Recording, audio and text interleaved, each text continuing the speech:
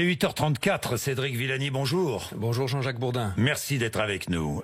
Premier moment fort de la campagne des municipales, et notamment à Paris. Vous êtes prêt à faire liste commune avec le candidat Europe Écologie Les Verts, David Béliard. Une coalition ? Une coalition. Une coalition qui s'inscrit sur l'enjeu le plus important de l'humanité, l'environnement, l'écologie. Une coalition qui doit dépasser les partis traditionnels, les clivages traditionnels. Bien. Et une coalition qui doit bousculer les cadres. Eh bien, je vais en parler dans quelques minutes. Je voudrais quand même commencer avec la réforme des retraites, Cédric Villani, parce que je voudrais que vous précisiez votre position.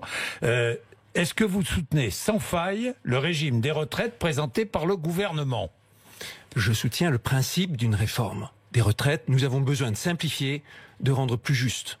Le système actuel est illisible et injuste. Je soutiens son principe et d'ailleurs j'ai fait campagne là-dessus en 2017 pour les législatives. J'y suis très attaché. Mais je soutiens aussi la négociation. Je crois à la négociation, au dialogue. Et j'appelle de mes vœux un accord rapide entre le gouvernement et les syndicats réformistes comme la CFDT. Le gouvernement ne veut pas négocier. Je vois qu'ils sont en train de négocier et j'espère, il faut toujours négocier le plus vite possible. Et je ne pense pas qu'il faille s'arc-bouter sur l'âge pivot.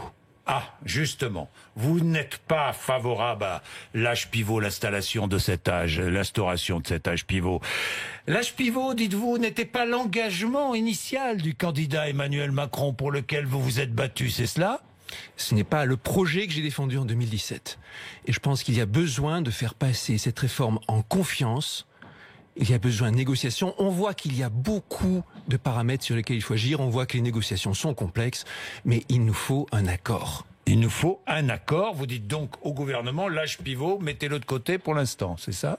Je fais confiance au dialogue entre la CFDT et le gouvernement. Et vous n'êtes pas sur la position du Premier ministre. Que les choses soient claires, Cédric Villani.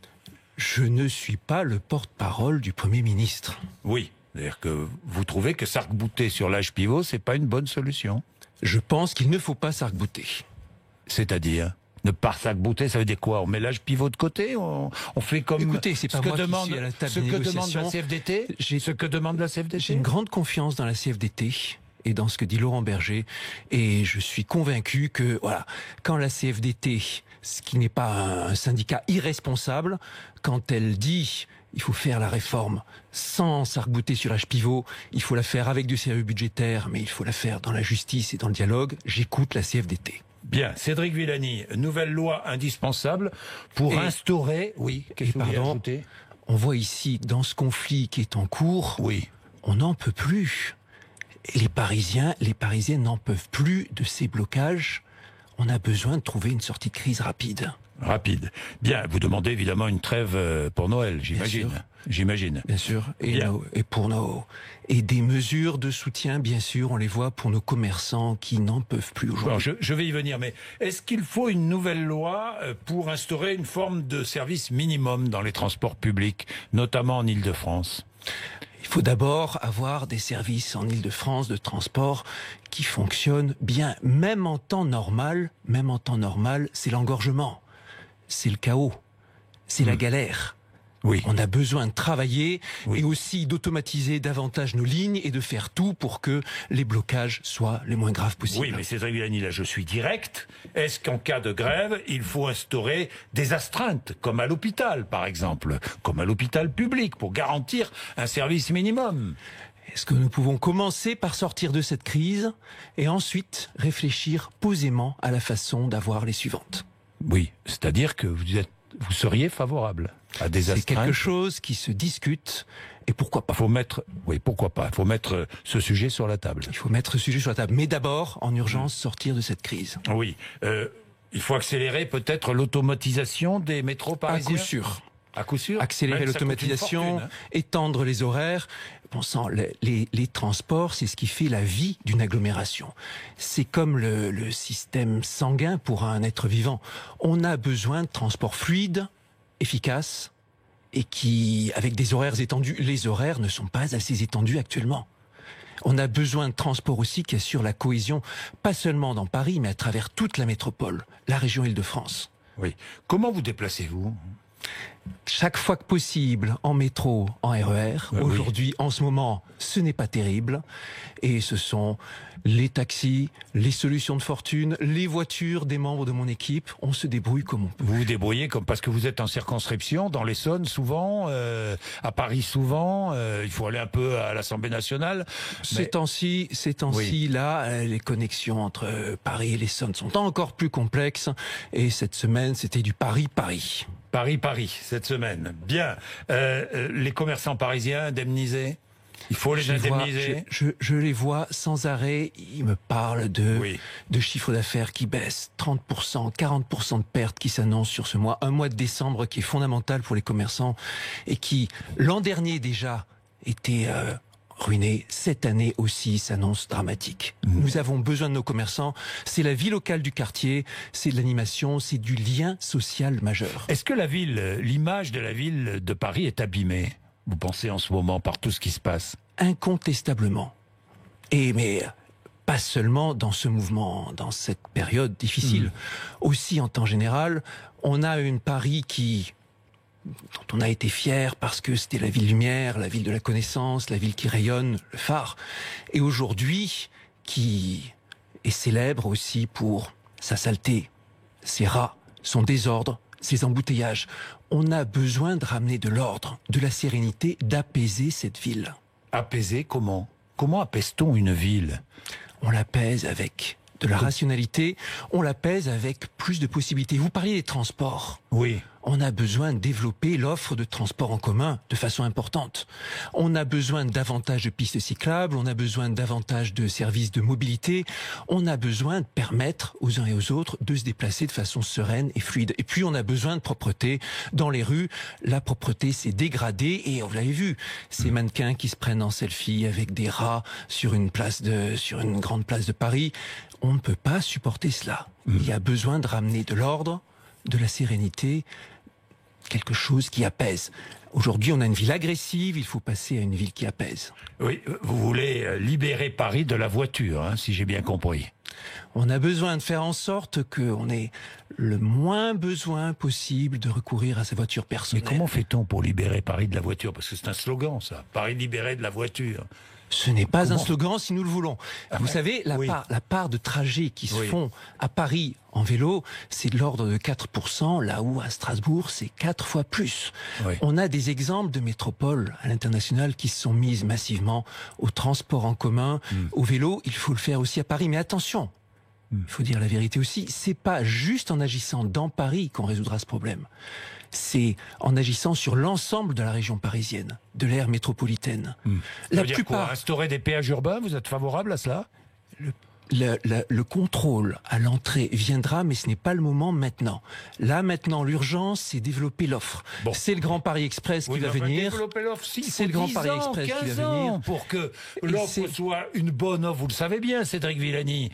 Alors, est-ce que vous êtes favorable ou pas à des péages urbains Ils viendront en leur temps, dans le cadre d'un plan de mobilité métropolitaine. Et attention, quand on parle de péage, ça ne veut pas dire forcément quelque chose de répressif, c'est quelque chose aussi qui peut, ça peut charger aucun prix quand ce sont des véhicules qui ont tout intérêt, dont on a tout intérêt à ce qu'ils viennent dans Paris. Mais on a besoin de réfléchir à l'offre métropolitaine de transport. Si quelqu'un vous dit j'ai un plan superbe à Paris pour résoudre les embouteillages dans Paris, c'est un mensonge. Un plan pour résoudre les embouteillages à Paris doit parler à la banlieue, doit s'intégrer dans quelque chose dans le Grand Paris. Et c'est cela que la municipalité actuelle a raté, la bonne connexion entre Paris et la couronne, qui est fondamentale pour demain, passer du petit Paris au Grand Paris. Et j'appelle de mes voeux une solution simple, efficace de gouvernance. Mon rêve, c'est même que Paris étende ses frontières, que nous ayons une grande commune de Paris. Et ça ne serait rien d'autre que de se mettre au diapason des grandes capitales européennes. Vous savez que Londres, c'est 15 fois la surface de Paris. Est-ce que Londres s'en porte plus mal? Cédric Villani, je vais revenir à cette coalition avec les Verts, Europe Écologie Les Verts, parce que politiquement c'est un fait majeur et parce que ça risque de changer la donne dans l'élection du futur maire ou de la future, on verra, hein. homme ou femme, à la tête de la ville. David Béliard, le candidat Europe Écologie Les Verts, vous a proposé de créer à Paris une large coalition pour le climat. Vous avez dit oui, avec beaucoup d'enthousiasme, si j'ai bien compris. Oui. C'est ce que vous nous avez dit tout à l'heure. Et ça correspondait aussi à ce que je disais moi-même en juillet. Nous avons besoin d'une large coalition. Bon, alors large coalition qui irait jusqu'où politiquement? Jusqu'à la France Insoumise, par exemple, Daniel Simonet, c'est ce que propose David Béliard. Je ne me vois pas collaborer avec la France Insoumise, qui est dans une posture de rejet systématique. Oui. Et je l'ai dit clairement aussi. En revanche, vous l'avez dit à David Béliard? Et je l'ai dit, et je l'ai écrit, et David Béliard sait que c'est ma position. En revanche, et je ne me vois pas non plus collaborer avec l'équipe de la maire actuelle, qui n'a pas démontré son empressement à sauver le climat à Paris, à sauver l'environnement à Paris. En revanche, je suis pour que cette coalition aille résolument sur l'angle de la droite progressiste. Je pense à un Pierre-Yves Bournazel et je pense aussi au fait que dans mes propres chefs de file, il y a des personnalités issues de la droite. Manon Laporte, Sylvie Magnoto, mes chefs de file dans les arrondissements 7e et 6e. Bien, mais Cédric Villani, donc et je pense aussi, excusez-moi, et je pense aussi au MoDem qui a démontré à Paris sur des positions écologistes une forte volonté. Mais Cédric Villani, ça veut dire quoi? D'abord, est-ce que vous avez eu David Béliard au téléphone? Nous discutons, nous allons nous retrouver avec David Béliard pour officialiser les bases, de projet.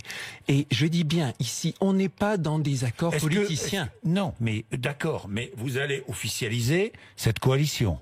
Ici, il y a déjà eu, par voie de presse, un appel de sa part, une réponse de ma part, c'est officiel. Maintenant, il faut travailler sur le fond. Vous allez le rencontrer pour mettre en place cette coalition. Pour parler projet et convergence. Et c'est ça que les Parisiens et les Parisiennes attendent. Et c'est pour ça, vous savez, que je me suis engagé en politique en 2017. Oui. Pour dire, on n'est pas dans un jeu de partis. Les uns font ceci, les autres font cela. On se met ensemble autour de la table avec de la liberté, en réconciliant des choses qui semblaient irréconciliables et en avançant vers le progrès, au service des citoyens. Et c'est ça qu'on va faire. Alors, rassemblement, donc, on est bien d'accord. Vous, toujours tête de liste de cette future coalition. Est-ce que vous croyez qu'on commence à bien s'entendre si on dit déjà dès le début Non mais d'accord, mais est-ce que vous pourriez abandonner le leadership de cette coalition? Ce n'est pas le moment de dire aujourd'hui qui est le leader de cette coalition. La première étape, vous le savez bien, c'est de dire on veut travailler ensemble. Ça sera David Béliard ou vous? Et attendez, je vous ai dit, ce n'est pas la fin des fins, la coalition juste ELV et moi-même. Il nous faut une coalition plus large. Je parlais du MoDem, je parle de Pierre-Yves Bournazel. Il nous faut une coalition qui aille vraiment de l'écologie sociale à la droite progressiste. Est-ce que Cédric Villani sera toujours candidat à la mairie de Paris en mars? Oui. Donc vous serez toujours candidat et vous serez toujours tête de liste. Je serai tête de liste en mars, 15 mars. Il y aura des coalition ou pas? Et il y aura alliance. Il y aura alliance et vous conduirez cette coalition.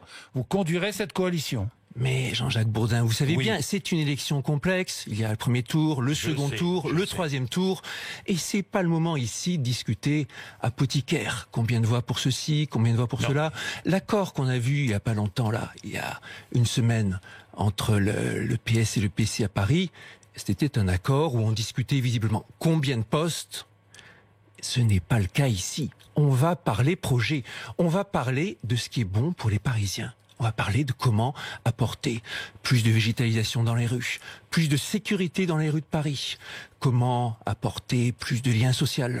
On va parler de comment justement améliorer l'offre de transport en commun. Vous parlez de sécurité, David Béliard n'est pas du tout favorable à une police municipale, armée ou pas armée d'ailleurs. Et David Béliard le sait très bien que nous avons des positions différentes sur ce sujet. Bien sûr. Quand il me propose cette alliance, c'est en connaissance de cause. Alors nous allons faire comme des grands, se mettre autour de la table et discuter. Alors quand la première rencontre autour de la table? Mais vous savez, ça c'est notre affaire. Non mais à David Béliard et à moi. Non mais d'accord, mais enfin, c'est dans les jours qui viennent. Là. Dans les jours qui viennent. Vous mettez autour de la table dans les jours qui viennent. Alors imaginons que dans les jours qui viennent, Emmanuel Macron vous appelle pendant les vacances de Noël et vous demande de retirer votre candidature. Est-ce que vous le faites? Mais ma candidature, elle ne se retire pas. Emmanuel Macron le sait très bien. Donc même s'il vous appelle, ça ne changera rien. J'ai eu l'occasion de discuter avec son conseiller à l'Élysée il y a quelques jours. Philippe Nous avons Grandjean. discuté, Philippe Grandjean. Que vous a-t-il demandé? Et on a discuté de comment l'élection se présentait. Et il a bien compris que je vous me a demandé de présenterai vous le retirer. 15 mars. Vous a demandé de vous retirer. Il ne m'a pas demandé de me retirer. Je sais qu'il y a eu des rumeurs, des bruits. Ça fait partie de la politique politicienne. Et j'ai pas le temps pour ça, moi. Philippe Grandjean ne m'a pas demandé de me retirer. Oui, enfin... Et on a même pris rendez-vous en janvier. Quand on demande à quelqu'un de se retirer, on ne prend pas rendez-vous avec lui en janvier. Oui, oui, parce qu'ils vont peut-être en janvier vous demander de vous retirer. C'est peut-être ça, non? Mais depuis le début, je vous le répète, dites-moi, vous le répète, si vous réussissez votre coalition, vous mettez en danger et Benjamin Griveaux, qui est le candidat officiel de La République En Marche, et Anne Hidalgo, qui est la maire sortante. Je ne vous le fais pas dire. Mais vous savez quoi? Il s'agit ici tout simplement, quand je me lance dans cette aventure, il ne s'agit pas d'une aventure pour l'aventure, il s'agit de vraiment apporter un nouveau programme, dépasser les limites stérilisantes des clivages habituels, se rassembler, et encore, je le répète, avec des gens qui viennent de la gauche, des gens qui viennent de la droite, des gens qui viennent de l'écologie, et ensemble trouver la meilleure offre pour Paris, le meilleur programme pour améliorer la vie des citoyens. C'est aussi simple que ça, et c'est pour ça que je me suis engagé en 2017. Si vous êtes exclu de La République En Marche, vous avez envisagé cette hypothèse? Est-ce que vous n'avez pas l'impression que la démarche que je suis, c'est exactement celle qui originellement est celle de En Marche? La démarche, c'était, voilà, on prend de la gauche et de la droite, on parle à la fois de questions sociales et de rigueur budgétaire, et d'écologie, on rassemble nos forces et on va vers le futur. Et on dépasse les querelles stériles. C'est pour ça que je me suis engagé en politique et c'est ça que j'accomplis, sans discontinuer depuis. Est-ce que vous êtes un candidat indépendant ou le deuxième candidat du gouvernement et du président de la République, franchement? Écoutez, est-ce que vous avez l'impression que je suis aux ordres, toujours dans le fait de dire que la voie proposée par le gouvernement est la meilleure? Je ne crois pas. Oui, mais enfin... Quand j'ai proposé, et c'est pas juste maintenant, quand j'ai fondé à l'Assemblée nationale avec Mathieu Orphelin et quelques autres le collectif Accélérons, collectif pour parler d'écologie, pour accélérer la transition écologique, c'était une démarche indépendante. Quand je me suis allié avec des députés communistes pour l'affaire Maurice Audin, pour soutenir ce dossier, pour que le président puisse reconnaître la responsabilité de l'État dans certains événements de la guerre d'Algérie, c'était une démarche indépendante. Et aujourd'hui, là, à Paris, c'est une démarche indépendante. Ma candidature, elle n'est soutenue en rien par un parti. Ni financièrement, ni en termes de ressources humaines, ni logistiquement. Et en 3 mois, vous vous souvenez, au début septembre, j'étais avec vous. Je me lançais là-dedans et vous m'aviez demandé, est-ce que vous irez au bout? Ben oui, je vais au bout. Et en ces 3 mois, j'ai pu monter avec mon équipe toute la PME qui s'appelle Campagne. Ça veut dire des centaines de personnes, ça veut dire des chefs de file dans tous les arrondissements. Quel sera votre slogan? Vous l'avez, votre slogan? Au début, nous avions « Vivons Paris ». Maintenant, le slogan, c'est « Nouveau Paris ». C'est vraiment ça. L'enjeu dans cette élection de 2020, c'est apaiser l'espace public, parce que c'est le chaos, c'est la tension, et transformer Paris pour l'apporter, pour lui rendre à nouveau sa fierté. Enfin, David Béliard, il est opposé à Emmanuel Macron, et vous soutenez Emmanuel Macron. Donc ça va être difficile de vous rapprocher. Je suis loyal au président, et David Béliard le sait, et ça ne m'empêche pas de faire entendre ma voix indépendante et libre chaque fois qu'il le faut. Et je l'ai fait entendre récemment sur plusieurs sujets, sur les amendements à l'huile de palme, chaque fois que j'estime qu'il y a quelque chose qui ne va pas. Bien, vous dites, et pour conclure, la différence c'est une vertu. Que voulez-vous dire par là? La différence est une force, et c'est en unissant les différences que l'on arrive à vraiment faire changer les choses. Et je le répète, c'est un principe mathématique. C'est un principe que j'ai testé en recherche mathématique. Si j'avais pas su inclure des personnalités et des styles différents dans mes équipes, j'aurais jamais eu la médaille Fields. Et ici, ça va être pareil, et on va sortir du cadre encore. Une coalition qui réunirait David Béliard, moi-même, le MoDem, Pierre-Yves Bournazel, on aurait dit c'est impossible. Mais je suis sûr, c'est ce genre de coalition, avec des différences qui se parlent, qui mettent l'intérêt public commun au-dessus de leurs différences, c'est ça qui pourra gagner Paris. Et rendre à la capitale de la fierté et de l'espoir. Bien, Cédric Villani, merci d'être venu nous voir ce matin. Il est 8h54, RMC et BFM TV.